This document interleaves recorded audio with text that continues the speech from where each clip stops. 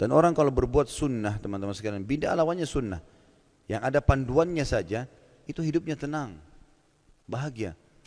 Ada panduan kita kerjakan, tidak ada ya sudah, gitu kan? Seperti itu saya sederhananya. Maka tenang hidup kita, bahagia. Agama jadi mudah sekali. Semua teman-teman jemaah pengajian yang dulunya banyak buat macam-macam bid'ah dan syirik, begitu ikut pengajian sudah berubah. Saya tanya, apa yang dirasakan sekarang? Tenang sekali Ustaz.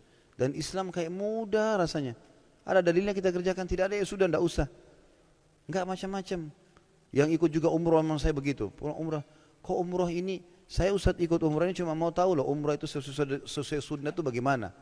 Ikut tawaf, ikut saya. Kok kayak mudah sekali ya, kayak enggak banyak syaratnya gitu. Ya ini rukunnya, lakukanlah begini. Berdoa pun, doalah masing-masing. Hajat yang paling penting. Jangan tunggu saya pandu. Kalau saya baca doa terus hajat saya, Bapak Ibu enggak ngerti saya pakai bahasa Arab, terus diaminkan saya sendiri yang dapat. Sampaikan hajatnya, jalan sendiri. Tapi kita pandu, ini begini, ini rukunnya, ini caranya. Oh ternyata begini ya, gampang sekali ternyata Islam itu. Memang gampang. Yang bikin rumit ini kitanya, selalu membuat hal-hal yang rumit. Harus begini, pindah rumah harus pakai ini, harus begitu, harus begini, macam-macam peraturan. Rasulullah SAW baru bangun rumah waktu baru menikah, buat istrinya, nggak ada sama sekali ritual apa-apa. Datang Bismillah masuk. Sholat dari sana, ibadah lah, tinggalkan hal-hal yang dilarang dalam rumah sudah selesai. Kita enggak, ada syarat 40, ada ini, ada ini, ada ini, ada. Banyak sekali. Jadi kayak rumit sekali. Mau menikah dalam Islam simple, gampang sekali.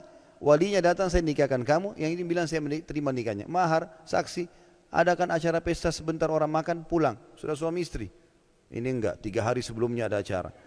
Sampai dimandikan pakai kembang, kedinginan pengantinnya. Masuk angin, malam-malam lagi. Ada syaratnya, harus di teras belakang rumah, harus apa, waduh, rumit. Rumit, jadi macam-macam. Nanti, apalah, pokoknya kalau anaknya lahir harus apa, rambutnya dimasukkan ke dalam kelapa lah, harus tali pusarnya ditaruh. Itu tali pusar biar kita taruh di tempat sampah, nggak apa-apa. Dibuang, karena disuruh buang. Nabi SAW suruh buang. Nabi mengatakan, cukurlah rambutnya di hari ke-7 dan lepaskanlah ya sisa dari perutnya itu. Disuruh buang, rambutnya ditimbang pakai timbangan perak, disodokahkan nilainya, sisanya dibuang saja, ditanam, dibuang nggak apa-apa. Ini enggak, macam-macam harus dikendi, kendinya juga harus warna apa. Begitu tuh waktu anak saya lahir di satu klinik di dekat rumah, saya nggak tahu rupanya itu dibawa ini Pak, plasentanya. Ada bahkan bahasa yang suster itu, ini saudaranya. Saudara dari mana? Itu bukan manusia itu. Itu cuma plasenta yang menyambung antara si ibu sama bayi. Kalau dia makan apa-apa, dia minum apa, kan disalurkan ke situ untuk bayinya. Ini enggak, dianggap saudaranya. Saudara dari mana ini? Kan jadi kemana-mana gitu ya. Karena sudah jauh dari agama, jadi kemana-mana. Ini kalau kita mau jabarkan banyak sekali gitu. Banyak sekali. Ada yang mengaku saudaranya buaya.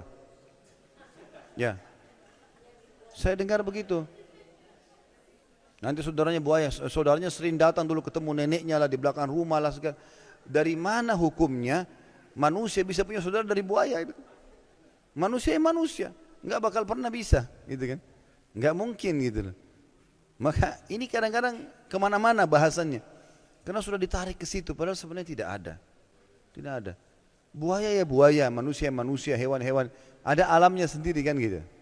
Bahkan ada manusia, sekarang ada ilmuwan saya lihat cuplikannya, mereka coba mengadakan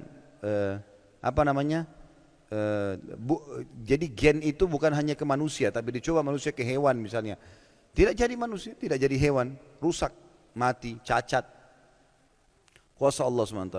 Bagaimana bisa ada punya saudara sempurna, buaya putih, buaya ini dan seterusnya. Ini subhanallah harusnya bisa diperbaiki ya. Tapi sayangnya kita benda turun-temurun. Sampai ada neneknya mengatakan, itu kau jangan lupa kita ini keturunan buaya. Jadi mudah-mudahan saja bisa dipahami, diperbaiki ya. Saya tidak bermaksud siapapun ya, karena saya tidak tahu ini ya. Saya cuma mengatakan apa yang saya dengar dan saya disampaikan. Karena banyaknya yang terjabarkan, ini kalau kita buka pintunya, nggak kembali kepada syariat Islam, nanti kemana-mana ini. Apa saja bisa jadi. Dan manusia suka ngarang-ngarang. Sekarang gini, kita jalan di jembatan nih. Lalu kita lihat ke jembatan itu di pinggir jalan. Lihat saja, tidak usah buat apa-apa. Nanti kalau ada orang lewat di sebelah kita, dia juga ikut lihat tuh. Saking mau tahunya. Kita nggak ngomong apa-apa nih, kita jalan nih. Sebentar, belum selesai. Jadi pada saat kita lihat, kita nggak ngomong apa-apa, mungkin cuma kita lihat air ya, jalan. Ini orang penasaran, tadi itu orang lihat apa, dilihat-lihat sama dia. Nanti orang ketiga lewat, ada apa? Oh tadi ada gelembung air. Apalah, padahal tidak ada apa-apa. Nanti dia pergi, orang keempat datang, oh tadi ada buaya. Ini panjang ceritanya. Nanti ada hantu nenek-nenek lah, apalah.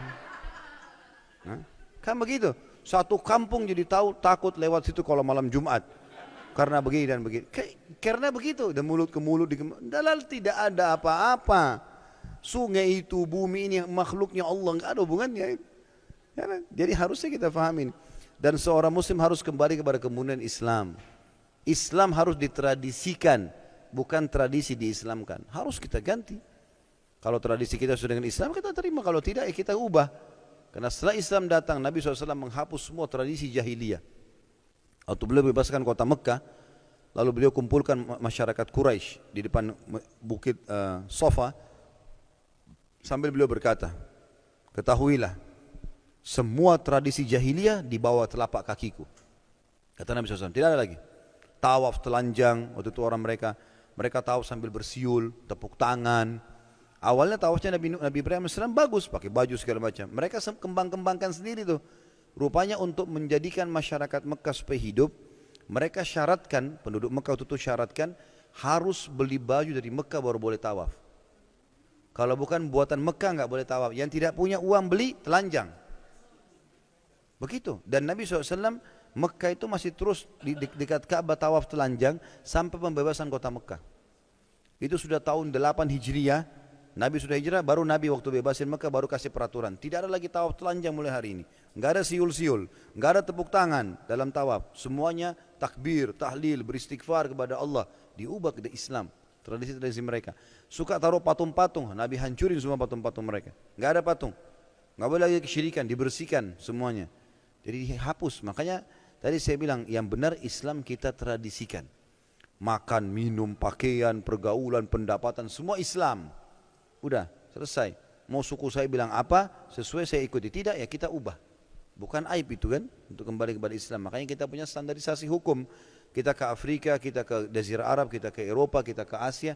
Sama, duhurnya sama, sholatnya, waktunya, kewajiban dalam sholat itu kayak wudu, hadap kiblat, tutup aurat semua sama. Yang batalin sholatnya semua sama, waktunya semua sama. Nggak ada bedanya.